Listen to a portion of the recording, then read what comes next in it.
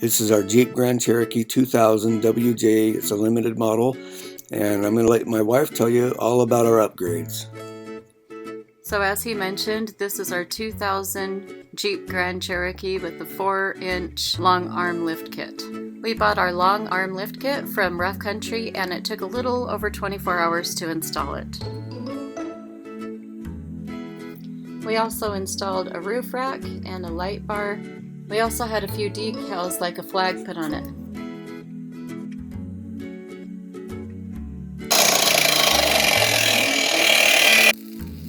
We bought some metal and made some sliders so we don't get any more scratches on the doors.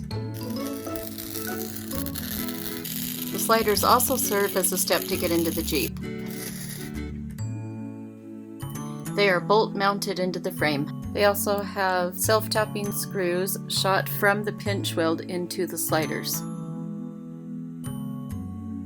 We had to buy a new Tom Woods driveline because the old Rizeppa driveline broke anyway and wasn't a match for this lift kit. The new driveline does vibrate a little, but we're working on the pinion angle to fix that. After the lift kit was installed, it was extremely clinky and noisy when we drove over bumps. So we took it apart expecting to replace some bushings that were bad, but it ended up being some adjuster nuts that needed to be tightened.